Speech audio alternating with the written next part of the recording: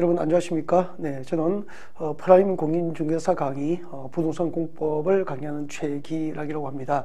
네, 이렇게 뵙게 돼서 반갑고요.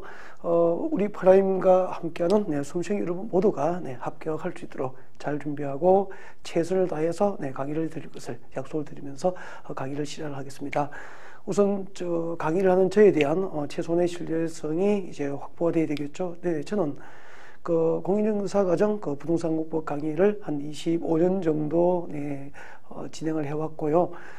한국 노량진 한국법화고이라든지 또 지난해까지는 강남 해커스라든지 또 이런 랜드프로 주요 브랜드에서 강의를 해왔기 때문에 합격의 지속이 가장 믿을 수 있는 강사라고 생각을 하고 자부합니다. 함께 하시면 합격할 수 있겠죠. 그러면은 부동산 공법을 처음으로 강의를 하시는 분은 OT 강의, 오리엔테이션 강의가 이미 올라가 있을 거예요. 한번 가볍게 들어보시고 본 강의를 들었으면 좋겠고, 조금의 학습의 경험이 있으신 분은 직접 강의를 지금부터 본인 강의 없이 들어도 괜찮을 것 같습니다. 자, 그러면 본격적으로 이제 강의를 시작할 수 있도록 그렇게 하겠습니다. 여러분, 우리 부동산 공법은 토지에 관한 공법에 해당하는 법률 몇 개였죠? 4개. 토지를 대상으로 하는 공법으로 분류할 수 있는 법률 4개하고, 그 다음에 건축물을 대상으로 공법으로 분류할 수 있는 법률 2개. 건축법하고 주택법, 그리고 토지 관련 법률, 지금 우리가 공부하게 될 국토의 계획 및 이용에 관한 법률, 그리고 도시개발법, 도시 및 주관경 정비법, 그리고 농지법, 이렇게 4개가 있어요. 자, 이렇게 부동산 공법에서 공부하게 될 토지 관련 법률 4개의 법률 중에서 가장 기본이 되는 기본법이 지금부터 우리가 공부하게 될 이제 국토의 계획 및 이용에 관한 법률이다라고 하게 되고요. 약칭해서 저희들은 이 법을 지금부터 이제 국토 계획에 관한 법, 그렇게 해서 공식적으로 약칭을 이제 국토계획법이다라고 하게 됩니다. 그래서 저는 강의를 진행하면서 이제 국토의 계획 및 이용에 관한 법률을 약칭해서 국토계획법이다라고 칭하게 될 겁니다. 같이 한번 해볼까요? 국토계획법. 좋습니다. 국토계획법이고요.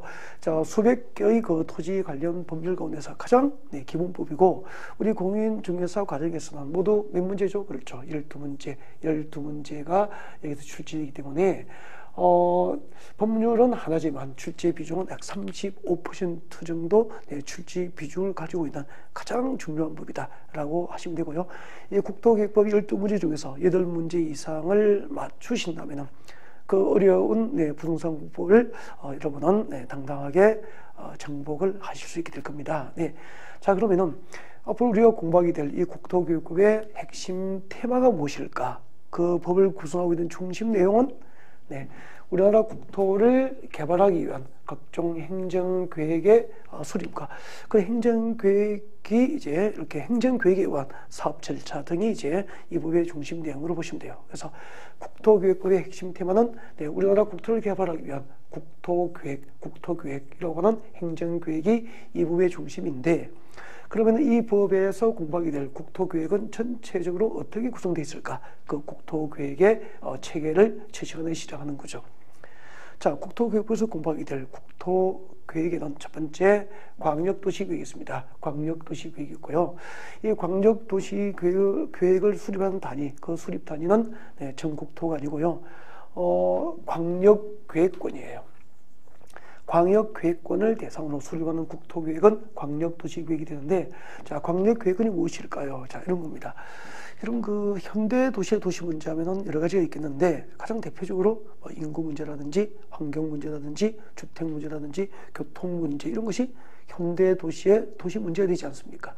자, 이런 현대 도시의 도시 문제는 하나의 행정단위, 즉 하나의 도시와 군 단위로 해결할 수 없다는 거죠. 예를 들면 한강의 환경이 제대로 온전하게 보존되기 위해서는 그 한강 수계에 접하고 있는 2개 이상의 도시와 군의 공동 노력과 협력에 의해서만 환경이 보존될 수 있죠. 이렇게 복잡한 현대 도시의 도시 문제를 2개 이상의 그 도시와 군이 공동으로 해결하기 위해서 이웃하고 있는 도시와 군 관할구역 2개 이상의 전부나 일부를 하나의 단위로 묶어줍니다. 이것을 광역계획이라고 그래요. 예를 들면 여러분, 여기 서울이 있습니다. 서울특별시가 있죠.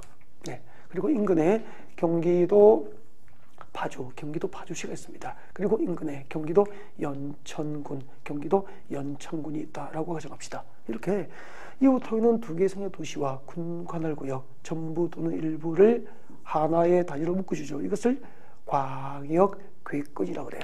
그러면은 자 강릉, 속초 그리고 원주를 묶어서 광역계획권이 지정될 수도 있죠.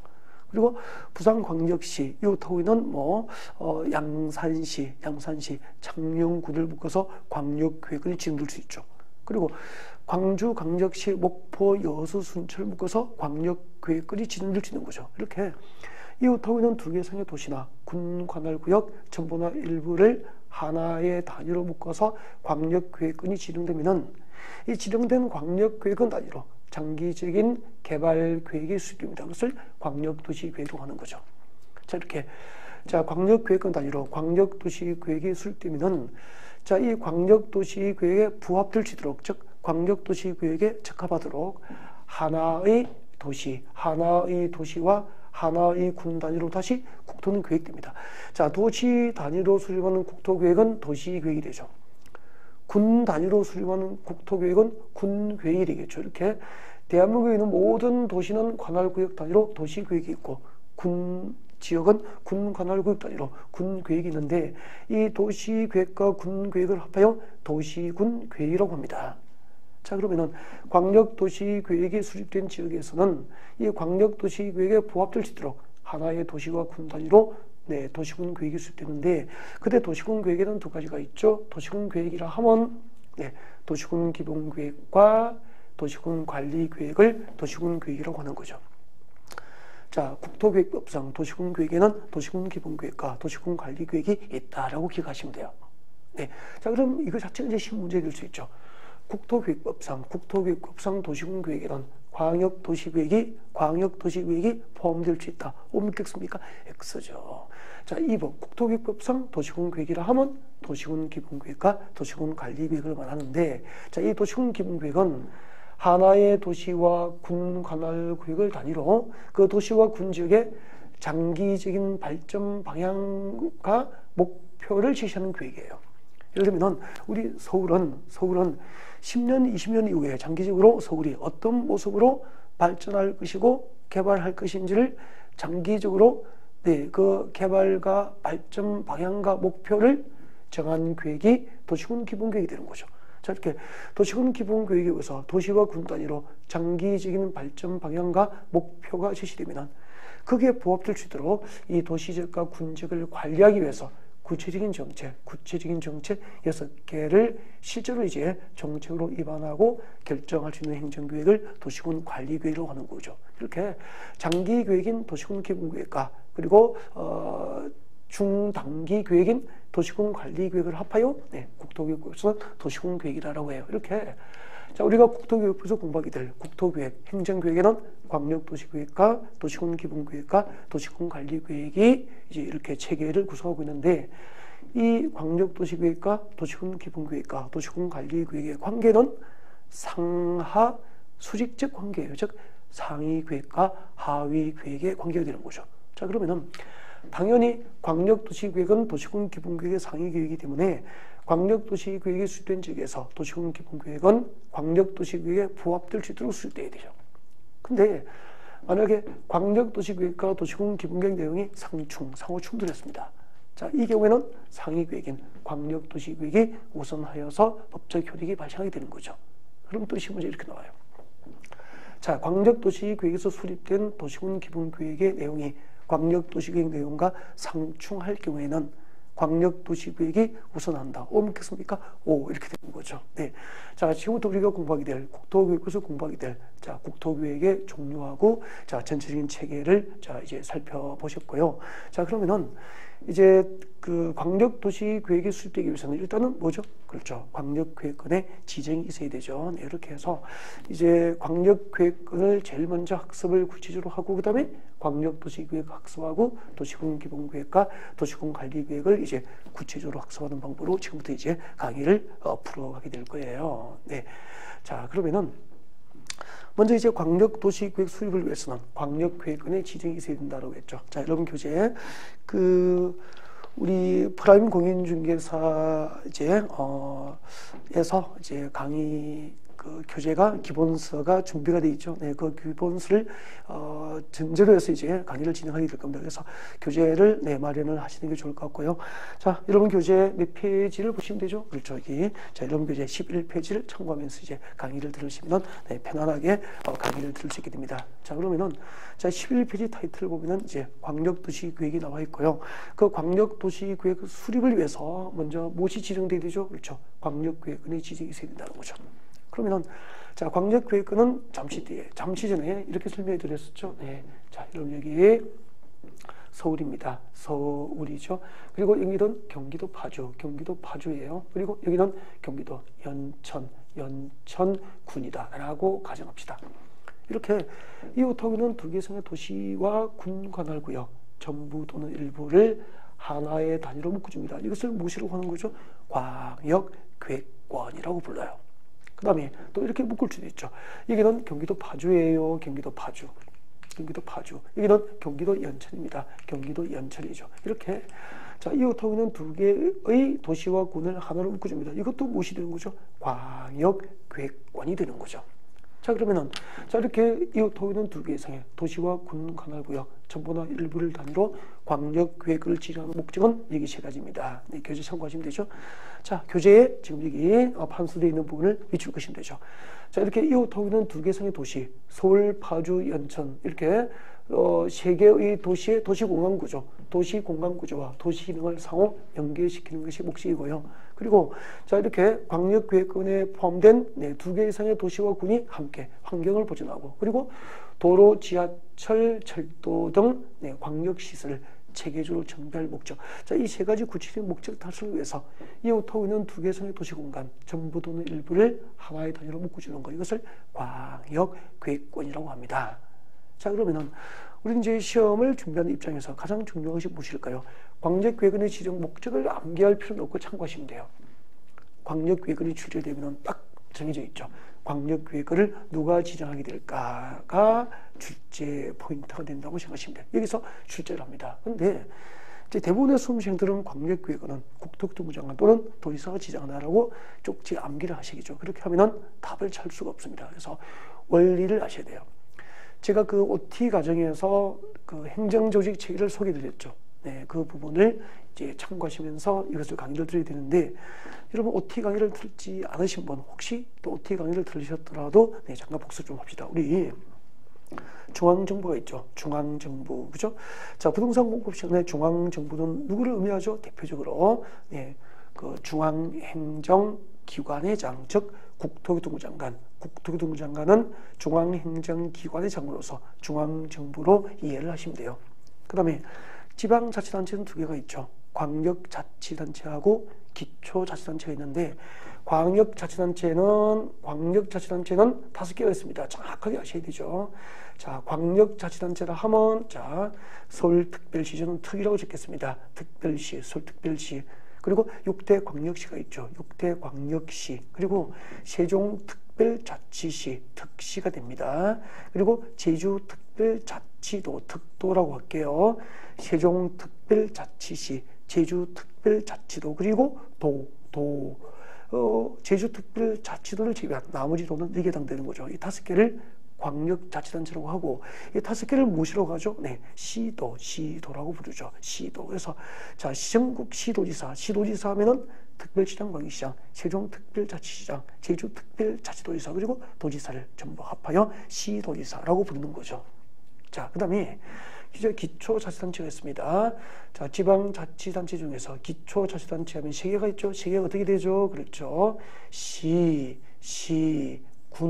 시군구를 이제 기초자치단체 그렇게 하게 됩니다. 자, 이때 시는 특별시, 광역시, 특별자치시가 아닌 시는 여기에 해당되는 거죠. 파주시, 광명시, 경기도 하남시 전부 여기에 해당되죠. 그리고 강원도 평창군, 전남 한평군, 경남 산청군, 그죠?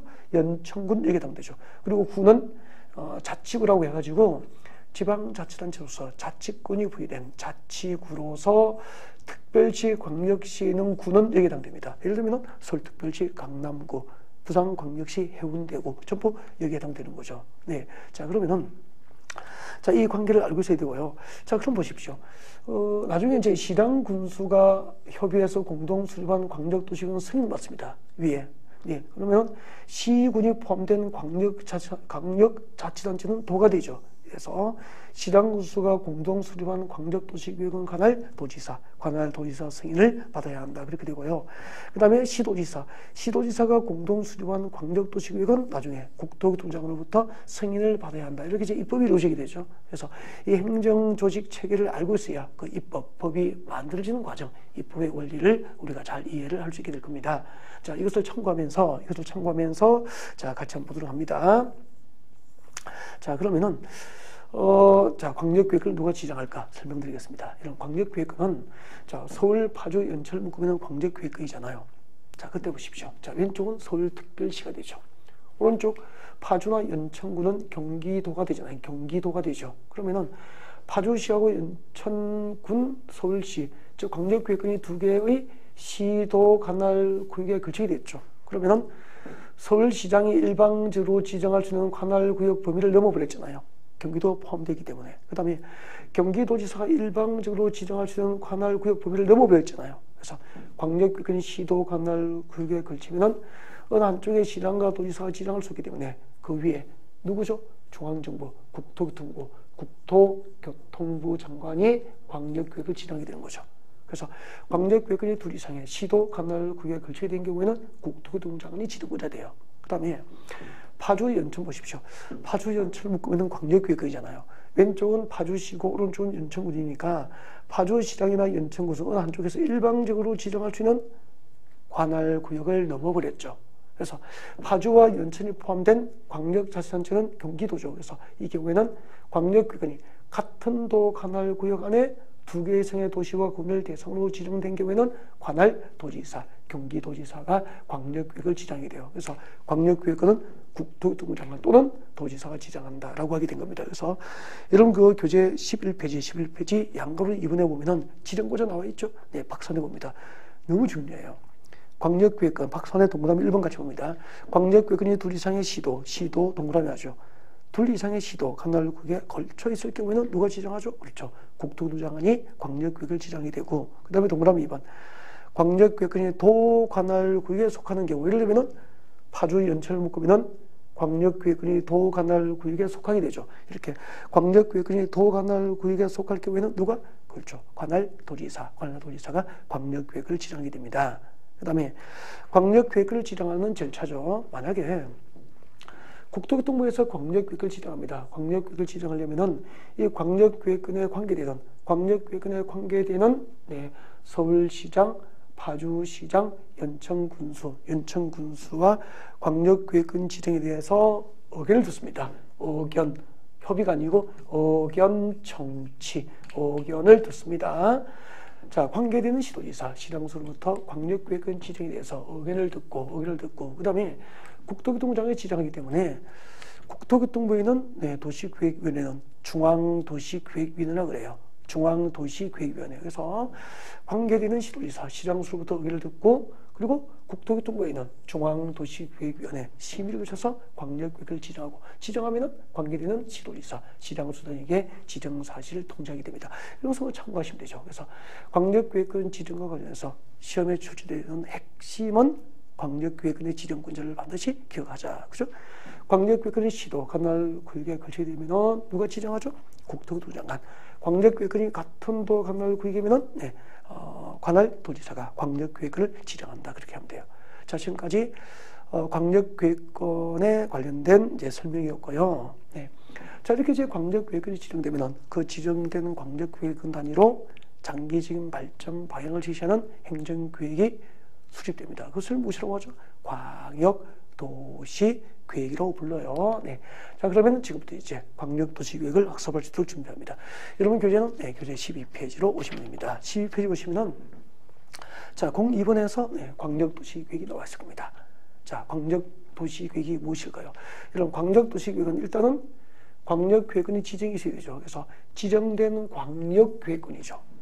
지정된 광역계획권 단위로 장기적인 발전 방향을 제시하는 계획을 광역도시계획이다라고 합니다.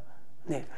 자, 여기서 이제 시험 문제는 광역도시계획은 광역시 단위로 수립하지 않고 지정된 광역계획권 단위로 수립한다는 것이 핵심이 되는 거죠. 광역도시계획은 광역시 단위의 행정계획이 아니고 이웃하고 있는 두 개의 도시공간 전부나 일부를 하나의 단위로 묶어서 지정된 광역계획권 단위로 장기적인 발전 방향을 제시하는 행정계획을 광역도시계획이라고 하게 돼요. 그 다음에 광역도시계획의 행정계획으로서의 성질입니다. 자, 광역도시계획은 행정계획으로서 비구속적 행정계획이다라고 하게 되죠. 자, 이런 것은 뭐 시험에 나오진 않는데, 자, 광역도시계획이 행정계획으로서 비구속적 계획이다라고 하는 것은 광역도시계획은 일반 국민의 재산권 행사를 규제하지 않는다. 그래서 국민을 규제하지 않기 때문에 비구속적, 일반 국민을 구속하지 않은 행정계획이다라고 성격을 부여하는 거죠. 자, 이런 것은 뭐 행정법에서 출제 가능성이 있을지 모르겠지만 우리 부동산 공부에서는 참고하시면 돼요.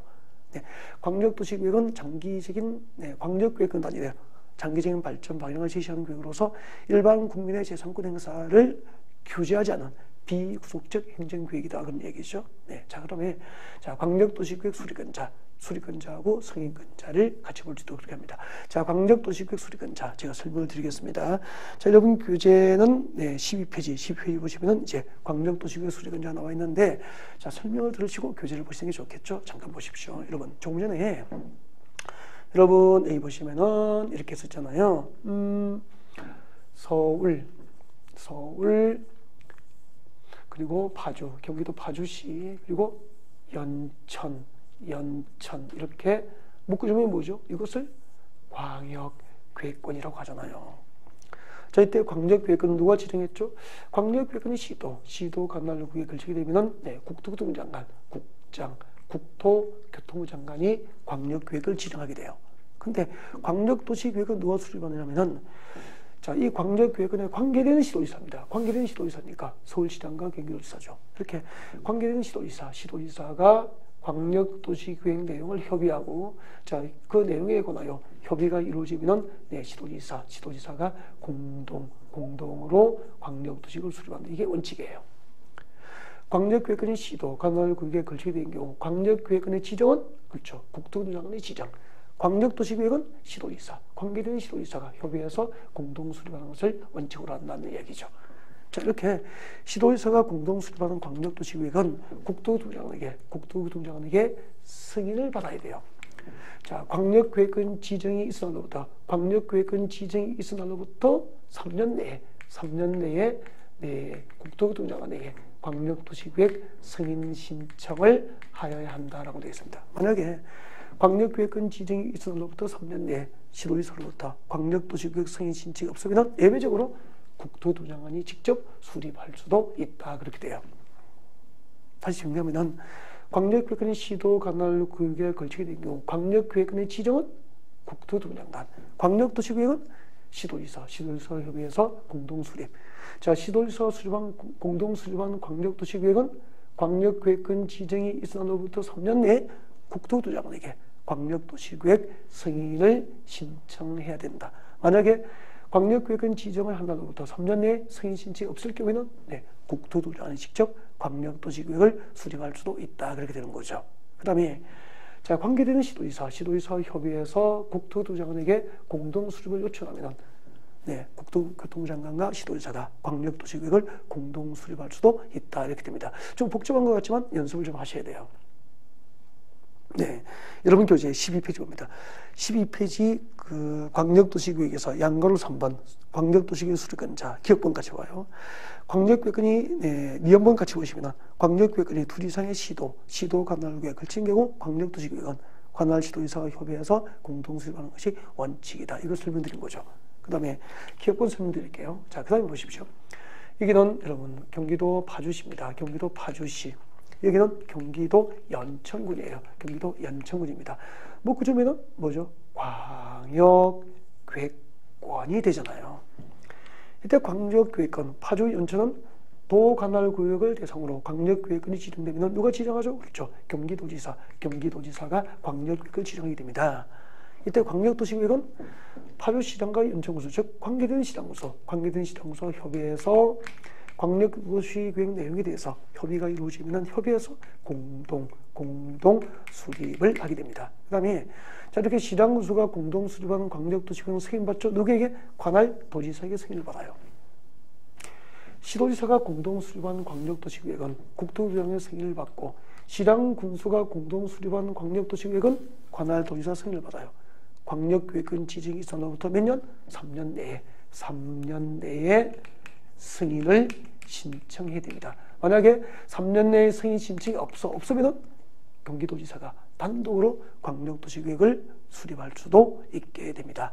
그 다음에 파주시장과 연천군수, 자, 관계되는 시장군수가 협의를 거쳐서 도지사에게 공동 수립 요청하면은 경기도지사와 파주시장 연천군수, 즉 관계되는 시장군수가 공동 수립할 수도 있다, 이렇게 됩니다. 자, 여러분 12페이지. 자, 광역도시계획 수립권자 원칙, 박산의 기억본 같이 봅니다. 광역계획권이 같은 도 관할구역에 속해 있는 경우, 즉 파주 연천을 묶으면 같은 도 관할구역 맞죠? 이렇게 같은 도 관할구역에 속해 있을 경우에는 누가? 그렇죠. 시장군수가 공동으로 수립을 하게 됩니다. 그 다음에 이제 예외는 지금까지 제가 설명을 다 드렸죠. 설명드린 내용 암기 읽어보시면 되죠. 자, 같이 볼까요? 12페이지. 자, 왼쪽 하단에 봅니다. 기억번. 광역계획권 지정을 한 날로부터 3년이 지날 때까지 관할 시도지사로부터 광역도시계획 승인 신청이 없으면, 그렇죠, 도지사가 단독 수립이 가능하다라고 했고요. 그 다음에 니은번 국가계획이라고 해서 여러분 그 상식적으로 중앙정부가 법률로 수립하는 계획이에요. 네, 그래서 이제 중앙정부가 법률에 따라서 수립하는 국가계획과 관련되어 광역도시계획 수립이 필요한 경우, 그리고 광역계획을 지정하고 3년 지날 때까지 관계되는 시도지사로부터 광역도시계획 승인 신청이 없어. 이때는 예외적으로 국토부장이 직접 수립할 수 있게 됩니다.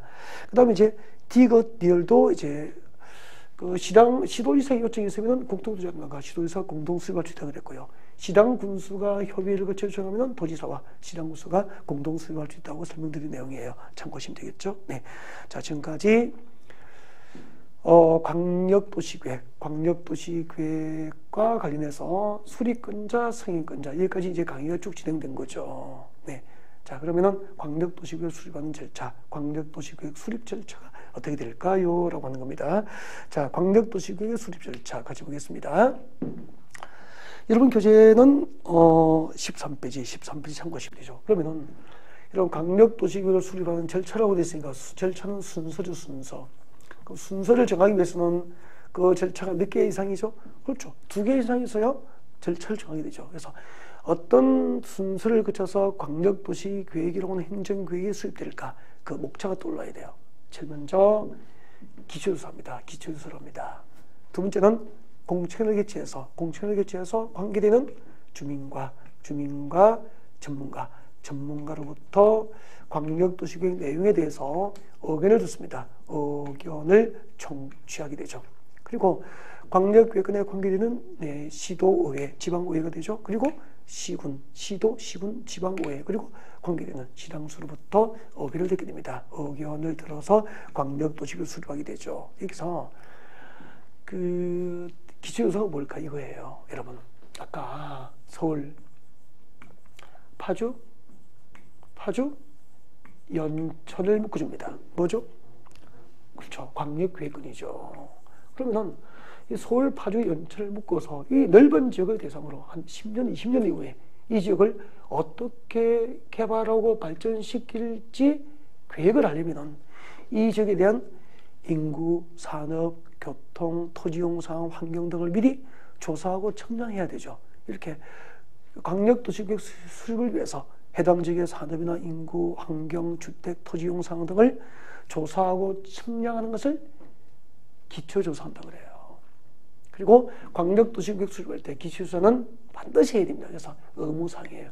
의무사항이기 때문에 조사하고 조사 측량을 할 수 있습니까? 하여야 합니까? 하여야 한다. 이거 하나 기억하십시오. 조사 측량 하여야 한다. 그래서 광역도시계획 수립 시 기초조사는 의무사항이다. 기억하시고요. 그 다음에 이 기초시설을 하려면은 많은 자금과 이 넓은 지역을 대상으로 산업, 인구, 토지 이용 상황, 환경, 주택, 교육 여건 등을 전부 조사하려면 많은 인력과 자금이 투입돼야 돼요. 이렇게 해서 기초조사 정보를 얻으면은 그 기초조사 정보는 일회용은 안 되겠죠. 그래서 기초조사 정보 체계를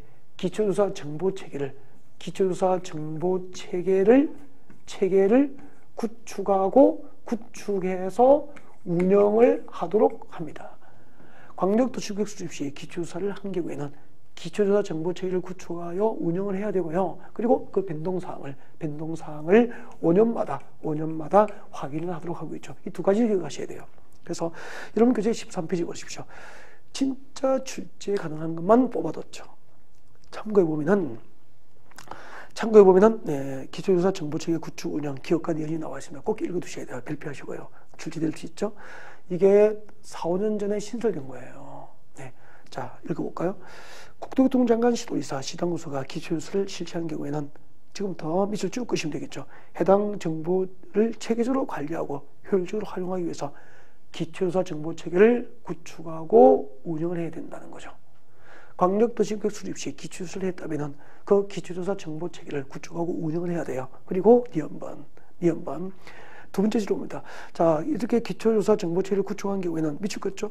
등록된 정보 해당을 몇 년마다? 그렇죠. 5년마다 기초조사 정보체계를 변동사항을 확인하고 결과를 반영을 하도록 그렇게 하고 있죠. 그래서 기억과 내용 꼭 기억을 하셨으면 좋겠습니다. 그 다음에 두 번째가 이제 광역도시구역 수립하려면은 두 번째 관계되는 시도지사 공청을 개최합니다. 공청을 개최해서 주민과 관계되는 전문가로부터 광역도시구역 내용에 대해서 의견을 청취합니다. 그래서 광역도시구역 수립 시 주민 의견 청취 과정은 공청회를 통해서 이루어집니다. 공청회를 이루어야 돼요.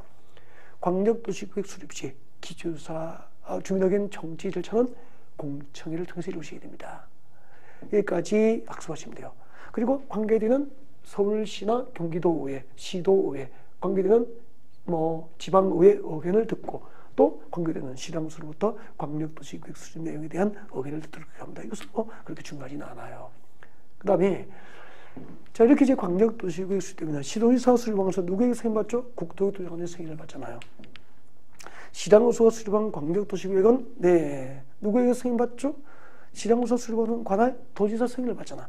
그때 국토교통장관과 도지사가 광역도시구역을 승인할 때는 관계행정기관장 등과 사전 협의하고 그리고 중앙도시계획위원회나 지방도시계획위원회 심의를 거쳐서 광역도시구역을 승인하게 됩니다. 중요하진 않아요.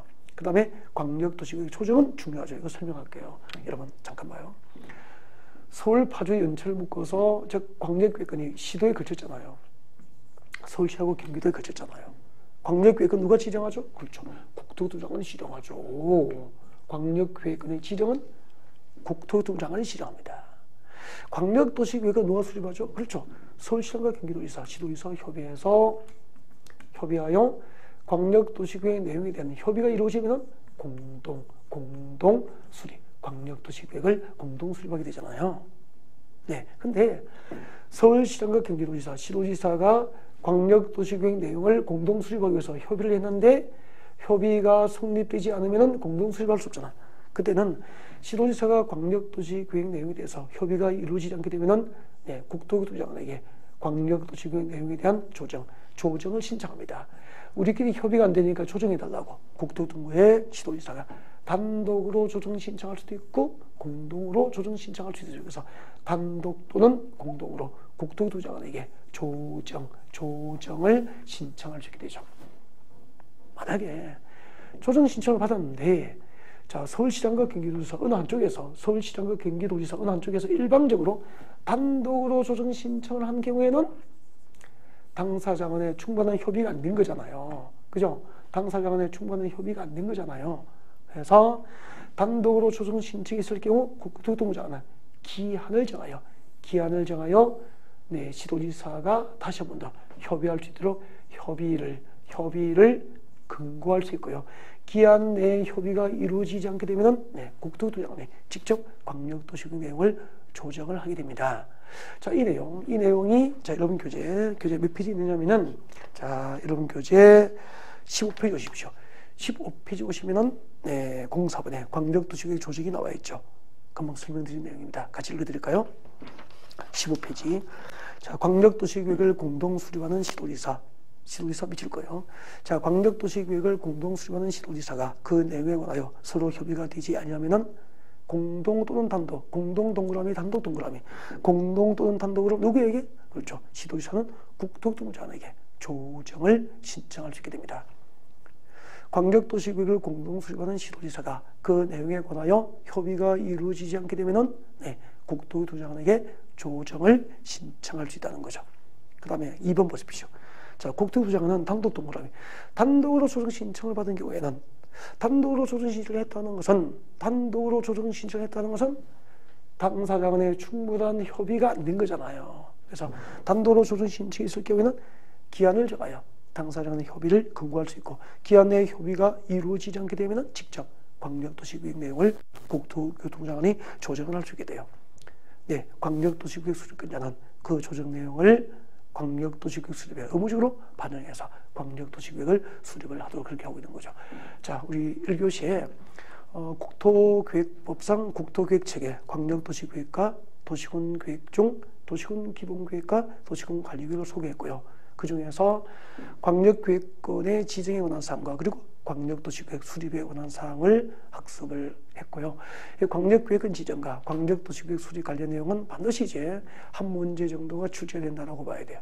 그 중에서 가장 중요한 것은 광역계획권의 지정권자하고 그리고 광역도시계획 수립권자를 혼동하지 않고 비교해서 정리하는 것이 핵심이에요. 네, 2교시에서 뵐 수 있도록 준비하겠습니다. 네.